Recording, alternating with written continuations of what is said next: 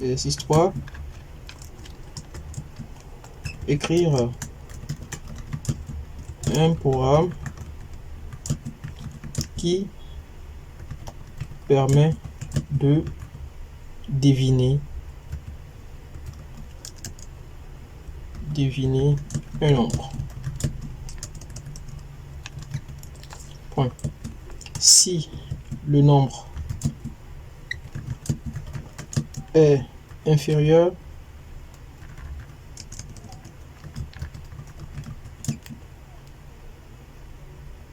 ou supérieur, orienter l'utilisateur. Okay. En fait, ce exercice là, c'est voilà, on a par exemple un chiffre, un nombre. Ok, on a par exemple 20. Ok, donc 20. Ok, donc le but ici c'est de trouver ici le nombre que l'utilisateur a tapé. Donc on va définir ici une plage. Bon, la plage ici c'est entre 0 et 100. Ok, donc si je tape par exemple 50, donc je dois pouvoir dire à l'utilisateur que c'est moins, c'est-à-dire les 50 que tu as tapé, c'est supérieur au fait au nombre recherché. Donc il faut, enfin, on l'oriente, on dit que c'est moins. Si tu as par exemple 10, on lui dit que c'est plus. Donc il doit monter beaucoup plus haut. Voilà, donc il va devoir taper plusieurs fois jusqu'à ce qu'il va retrouver le nombre magique. Voilà les amis, c'est tout. Donc vous pouvez ici appuyer pause et vous essayez l'exercice. Alors sans plus tarder, on va commencer. Alors ici, comment ça va se passer? Je ne vais pas écrire le pseudocode complet, ok? Je vais juste ici parler du principe, ok? Le principe, c'est, je vais essayer d'expliquer un peu l'algorithme. L'algorithme est écrit directement le code en JavaScript pour aller beaucoup plus vite. Donc l'exercice numéro 1, on dit d'écrire un programme qui permet de vérifier si un nombre est pair. Donc lorsque vous avez un problème en algorithme, avant de pouvoir écrire le code, il faut d'abord comprendre le problème. Donc ici, on demande d'écrire un programme qui permet de vérifier si un nombre est pair. C'est quoi un nombre pair? C'est la question qu'il faut se poser. Ok, si vous ne connaissez pas, vous tapez dans Google. C'est quoi un nombre pair? Bon, ça peut arriver comme ça. Un nombre pair. Parce que le développeur, c'est quelqu'un qui résout des problèmes. Donc du coup, lorsqu'on est confronté à des problèmes, des choses qu'on ne comprend pas dans le domaine de la santé, parce qu'on est appelé à créer des logiciels dans le domaine de la santé, dans le domaine de la voilà, de militaire, dans le domaine social, etc. Donc il y aura des termes, il y aura des choses qu'on ne va pas comprendre. Donc il faudrait qu'on ait l'humilité qu'il faut pour poser les bonnes questions afin de pouvoir comprendre voilà, le problème.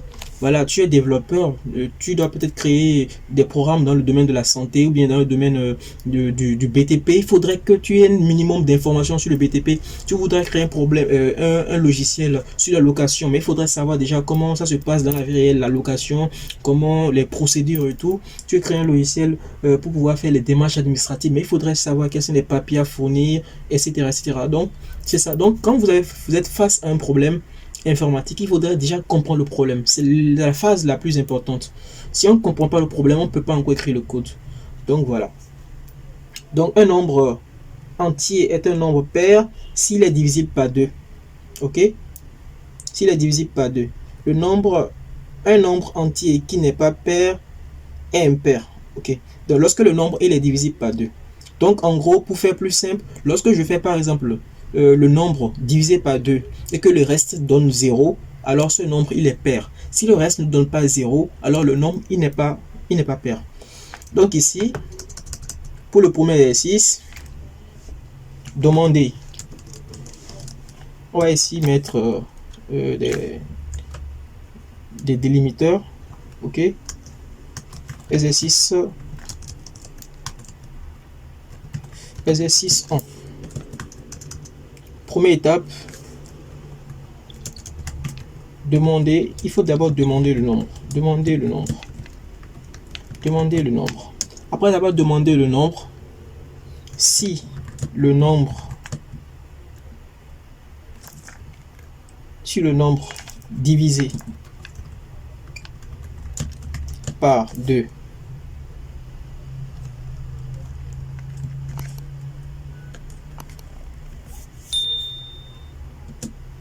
le nombre divisé par 2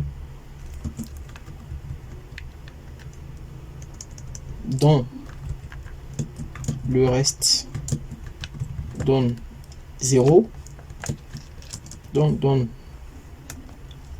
0, alors le nombre est pair, sinon impair. Maintenant, en programmation, pour illustrer ce qu'on veut dire là, on appelle souvent l'opérateur modulo. On appelle ça souvent modulo, c'est-à-dire lorsqu'on fait le nombre, c'est-à-dire on fait le nombre modulo, on peut mettre mode comme ça ou bien modulo. Bon, souvent dans le langage de programmation, c'est ce signe qui est utilisé, pourcentage modulo 2.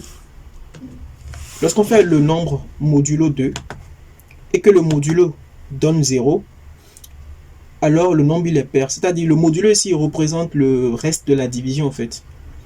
Ok, le reste de la division est effectué par 2. Donc si on fait le nombre modulo 2 et que ça donne 0, alors voilà, le nombre il est pair, sinon le nombre il est impair. Ok, on a donné ici quelques exemples de nombres qui sont pairs. Bon, vous connaissez déjà le nombre pair, on a 2, 4, 6, etc. 8, 10. Donc ici on va écrire un programme. Donc ici on va définir ici un nombre. Ok, on va pas demander un nombre à l'utilisateur, on va mettre ici un nombre. On va lui donner ici la valeur par exemple 7. Ok, si on suit notre programme, notre algo, si le nombre modulo 2 égale, maintenant l'égalité en algorithmie c'est 2 égales. Maintenant en JavaScript il y a ce qu'on appelle le triple égal. Donc voilà, donc on fait pas là actuellement on fait pas du JavaScript, mais c'est juste pour vous montrer. Le plus important c'est de comprendre la logique. Ok, et lorsqu'on sera sur les langages de programmation, vous saurez comment l'implémenter tout simplement. Donc je vais mettre ici un alerte de c'est pair. C'est pair. Sinon,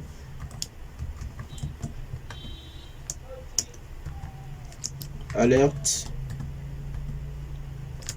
hop, c'est impair. Ok, donc je vais ouvrir ici mon application et je vais essayer de connecter mon application à mon code HTML. Je peux tout simplement mettre ici un script.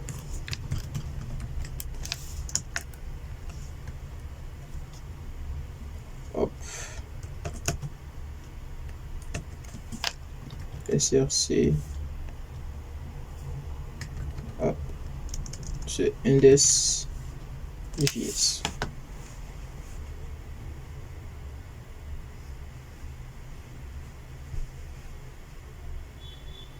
Ok, c'est impair. Voilà, 7 c'est un nombre impair. Hein, ça, c'est un secret pour personne. Si je mets ici 2,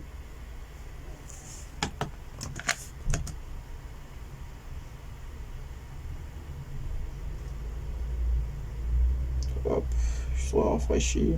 2 c'est un nombre pair. Donc voilà le premier exercice. Donc c'était voilà un exercice très simple. C'était une mise en bouche, tout simplement. Donc le second exercice, ici c'est un peu plus complexe, mais on va y arriver. C'est écrire un programme qui résout une équation du second degré. Donc pour une équation du second degré, le principe il est simple. Hop, je remets le commentaire tout en bas. Ok, donc je mets le code ici. Voilà, pour une équation du second degré, équation du second degré. Donc si vous ne connaissez pas une équation de second degré, bah vous vous renseignez. Ok, c'est quoi une équation de second degré, c'est quoi les particularités, voilà, etc., etc. Donc pour une équation de second degré, il y a ce qu'on appelle le a, est sous cette forme ax au carré. Bon, j'arrive pas à mettre le carré ici. Bon, ax, disons ax fois x, voilà, ax au carré plus un truc par exemple bx plus c Voilà, c'est sous cette forme là.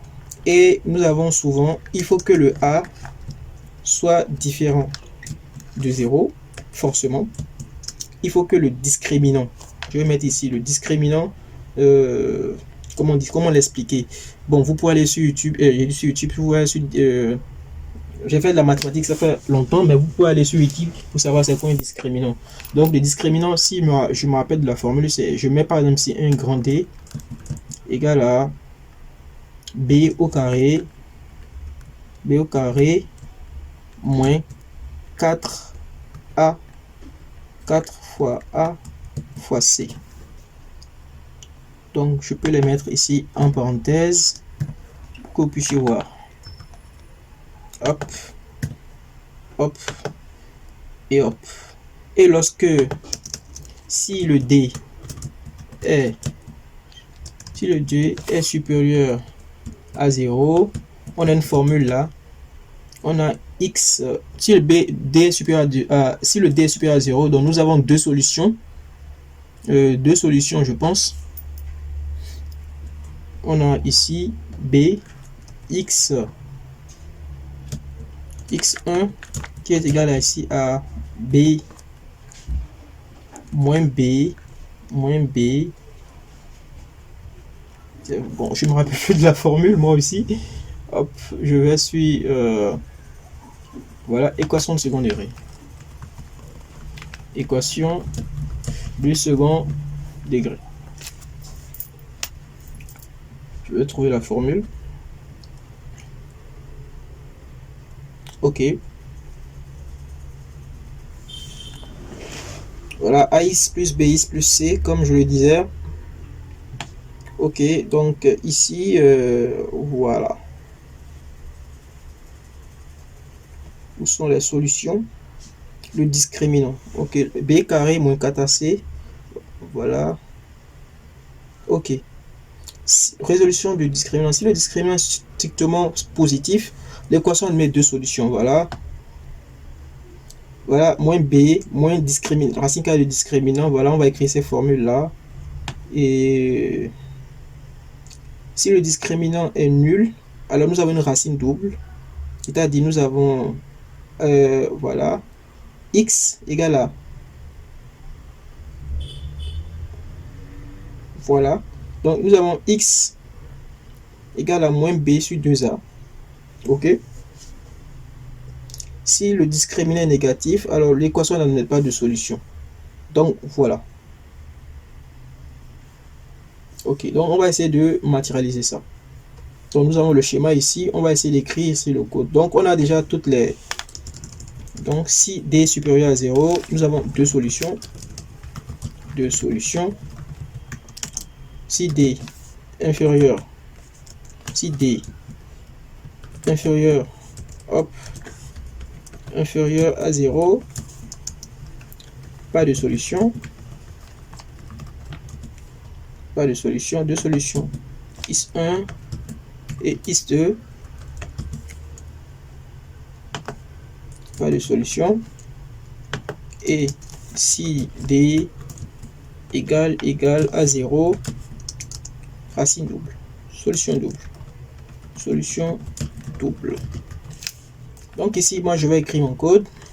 Donc déjà, la première chose, c'est de vérifier que le A est différent de 0. C'est-à-dire, on doit vérifier que le A est différent de 0. Là, on a plusieurs façons de le faire. La façon la plus douce et la façon la plus correcte. La façon la plus douce, c'est de faire juste un si. Si A est différent de 0, alors pouf. Mais le problème, c'est que l'utilisateur peut se tromper. Ok. Donc, on peut lui donner une chance de réessayer encore. Ok. Donc, on va utiliser ici une boucle tant que. Ok. Donc, je vais mettre par définir ici la valeur de A, let, égale à, par exemple, 5. Ok. Donc, tant que A est différent de 0,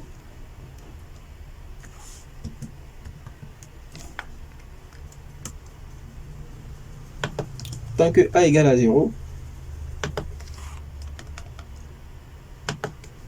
tant que A égale à 0, alors je fais ici un A égale à prompt. Bon, je suis obligé de demander un nombre. Nombre invalide. Nombre. Hop. Je vais y arriver. Nombre invalide. Réessayer. Donc, comme c'est un nombre et que le prompt nous renvoie une chaîne de caractères, bon, ça c'est du JavaScript, hein, ne vous souciez pas vraiment trop de ça. Ok, donc on a ça. Donc lorsque le a égale à 0, ok, il faudrait que le a soit différent de 0. Donc là on peut continuer. Donc à cette ligne là, le a est ici. Non, je n'ai pas bien écrit la condition. Voilà.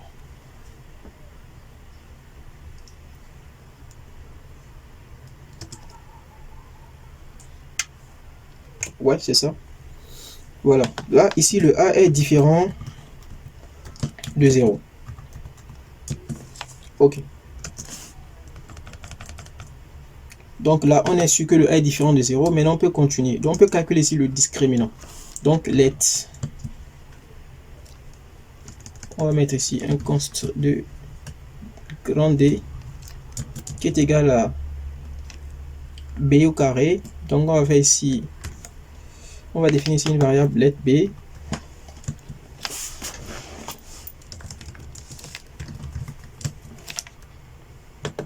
Je mets des consts un peu partout.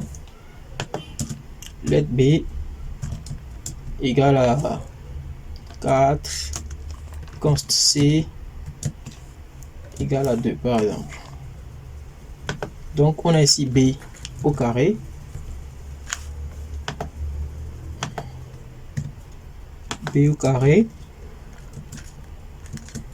moins 4 fois a fois 4 fois a fois c. Ok. Maintenant si if ok d est supérieur à 0, hop, ici on peut faire un console.log de d, l'équation admet deux solutions x1 et x2. Donc je vais définir x1, let x1, let x2. Donc par défaut ils ont la valeur 0 et 0.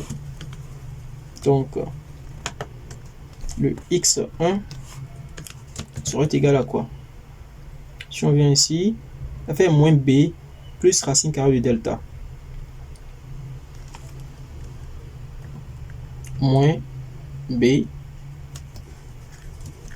plus, pour faire racine carrée de delta, ça fait, on y a la bibliothèque math.sqrt de d. Bon, ça c'est du JavaScript. Bref, moins b plus racine carrée de delta sur 2a sur 2 fois a. Et le x2 c'est l'inverse, c'est moins ici au niveau du x2, moins, je mets 4, ok, et je mets ici x2. Donc sinon, else, si le d est inférieur à 0, alors pas de solution. Console.log, pas de solution.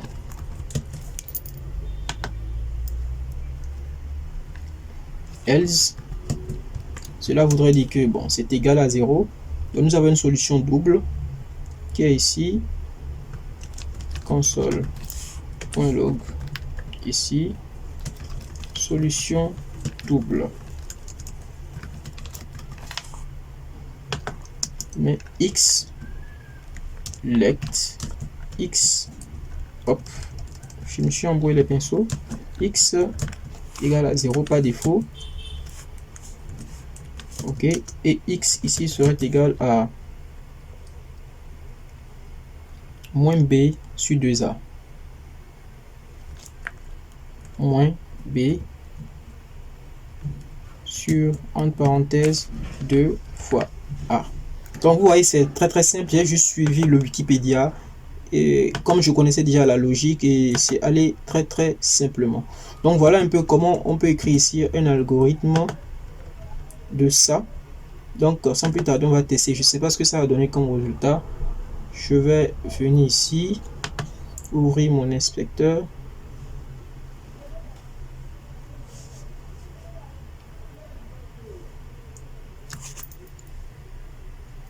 Je vais recharger la page.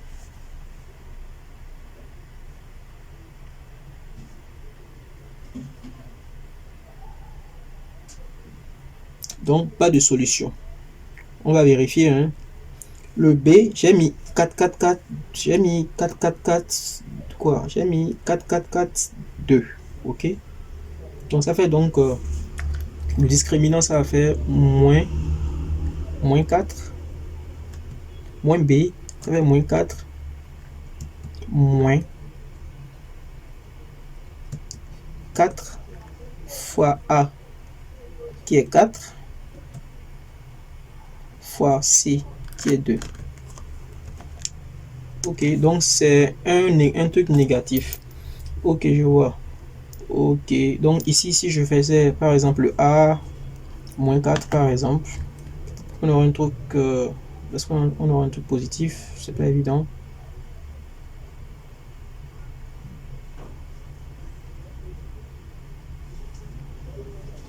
Voilà, l'équation admet deux solutions, is1, is2. Voilà, je peux afficher ici les valeurs de console.log de ici, is1, 2 points, is1 égale. Voilà, ça c'est de l'affichage. Je mets ici, virgule x1.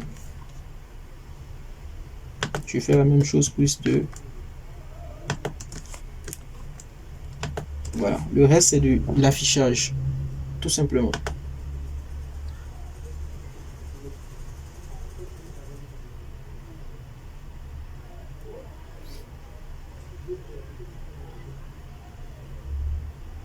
Donc voilà un peu les solutions. Alors on va passer au dernier exercice. Donc pour le dernier exercice, je vais faire la même chose. Donc ici c'est un algorithme de voilà, on doit rechercher un nombre, c'est-à-dire on doit deviner ici un nombre. Donc ici je mets le code là. Donc ici on va deviner ici un nombre. Donc d'abord on va ici demander un nombre, générer un nombre aléatoire,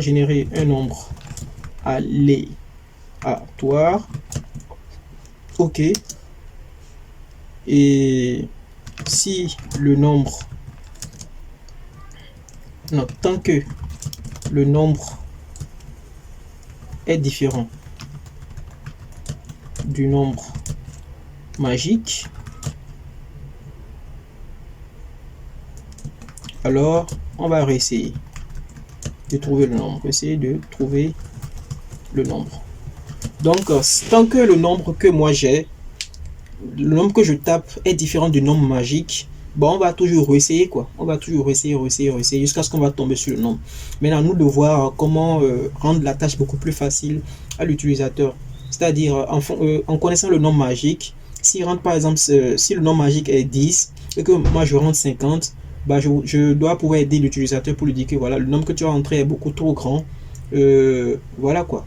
descend beaucoup plus en bas, tu as plus de chance. Si tu as par exemple 5, on lui dit bon 5 c'est beaucoup trop bas. 5 c'est beaucoup trop bas, monte plus en haut. Quand il rentre 50, 50 c'est beaucoup trop haut, descend beaucoup plus en bas, etc., etc. Donc on va écrire ce code là. Donc ici, comme d'habitude, moi je vais définir ces nombres là. Donc je mets ici un const de nombre. Ici je vais mettre ici ce nombre là, je vais définir ça moi-même. On va entrer ça dans un formulaire, dans un champ. On va mettre ici un prompt de entrer un nombre. Mais le nombre magique, je vais le prédéfinir.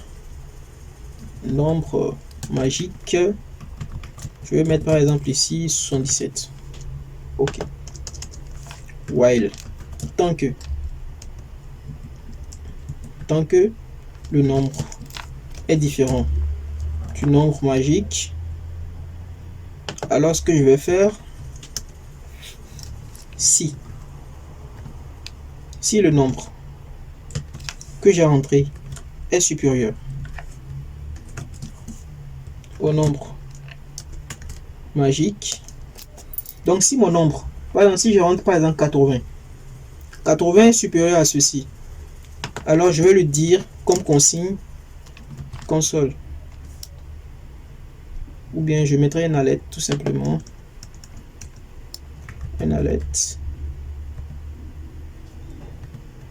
c'est moins, c'est plus plutôt, c'est plus pour dire c'est-à-dire il a rentré 80 alors que le nombre est 117, donc je lui dis que c'est plus, donc il doit savoir qu'il doit aller en bas. OK, else if le nombre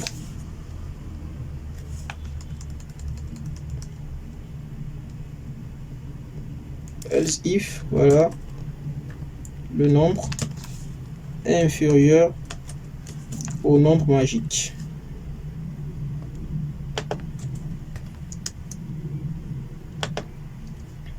Alerte. Je mettrai ici c'est moins. C'est moins.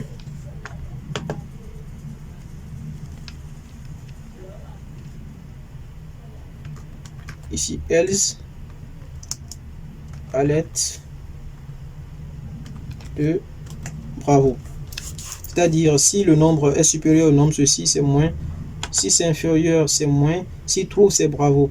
Maintenant, lorsque c'est comme ça, c'est une boucle infinie. Donc, il faudrait qu'il puisse rentrer, donner la possibilité de rentrer le nombre. OK, à chaque fois. Donc, quand on dit que c'est plus, on lui donne une chance de taper. On lui donne une chance de saisir le nombre. À nouveau. On lui donne cette chance-là.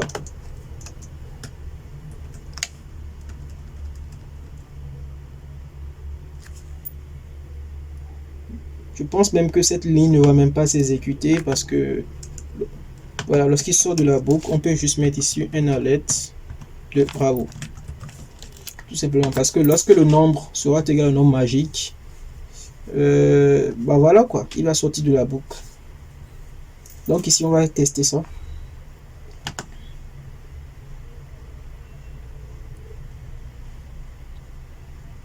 Le nombre magique ici c'est 77, donc je mets 80.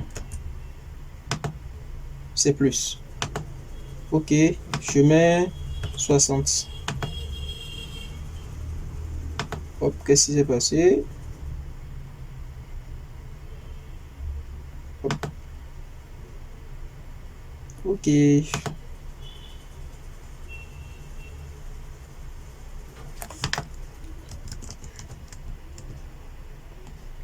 Hop, c'est une constante, je ne peux pas faire de l'affectation.